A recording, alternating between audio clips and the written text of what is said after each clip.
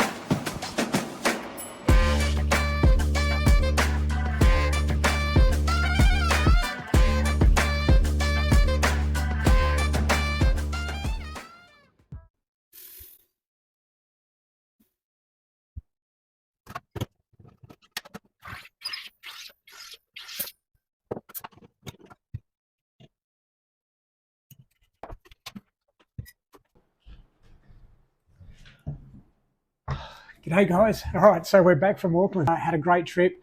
Definitely show you some upcoming videos around the area. Looking forward to sharing those with you once we get them all together. As promised, I wanted to give you guys a bit of an insight into what we thought of the Jetstar international flight experience. So I broke it down to a few areas, given a few ratings. First one being cost. I've rated them 9 out of 10 for cost. There were some small hidden costs, but they were certainly the cheapest.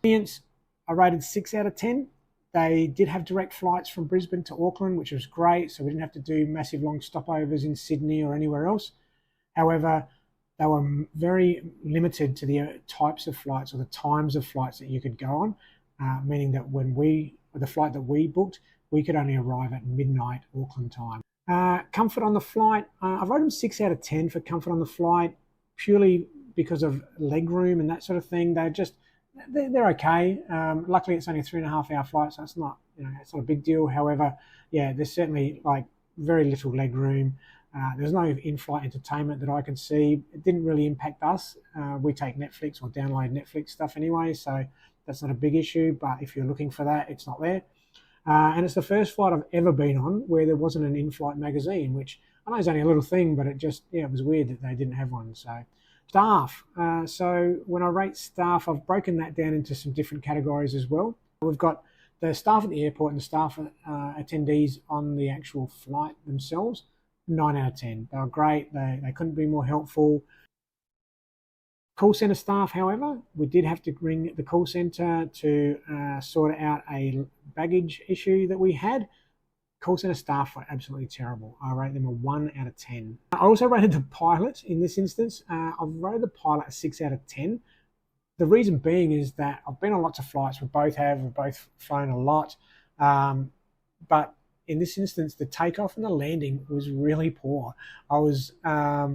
I haven't been on a flight like that for a long time, and I just felt that the pilot was either a trainee pilot or someone under instruction. Would I fly Jetstar again?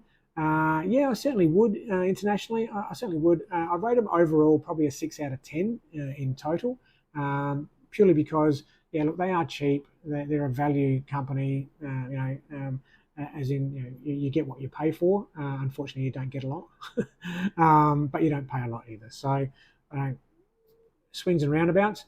One of the things I would say is to be careful of is when you are booking your flights through Jetstar, they have added extras. One of the added extras that we decided to go with this time was to book a car hire, because we knew we were going to have car hire when we were over there for the full time. So we decided to book it through one of the links with Jetstar. Now, this is not necessarily a Jetstar issue, but Jetstar probably should be aware that the partners that they've got on their list aren't operating in an open type of format. So to give you an understanding of what I mean is we booked through this particular, I won't mention the company, but we did book through this company that we've never used before, as presented from Jetstar site, and about 3 days out from us traveling, they took $3,000 out of my credit card as a deposit. Now, $3,000, it's on a credit card, and it didn't impact our holiday, of course, because we had other funds, but that's $3,000 on my credit card we didn't have for incidentals or any issues that might have arisen and so forth. So it was quite concerning that they had done that. It took until we returned from our holiday for them to put the money back. Now, when I spoke to them about it, it was a deposit. It wasn't for anything else. It was purely a deposit that was going to be given back to us at the end of our trip. But by then, we had obviously decided we were going to go elsewhere. They did provide us with a couple of other options. So, and don't quote me, I have to check it 100%, but I know it was on the lines of we could reduce it to $2,000 if we paid $10 a day, or we could reduce it to a $1,000 deposit if we paid $20 per day, which just seemed ludicrous to me. So we ended up going through Avis, which we will always go through now. Avis are fantastic. We've been through them heaps of times. Their deposit, I think, was, from memory, it was $200. It might have been $400, but it was like a really low amount, and it was just a set fee. No issues whatsoever. It went back in our account the day we returned. So, and had no problems picking up the car, dropping it off, all over. It was a great experience with them. So we'll definitely be going with them. So just be mindful when you are booking some of those extras through the Jetstar page or their booking platform. Just watch who you're booking through and what their fine print requires.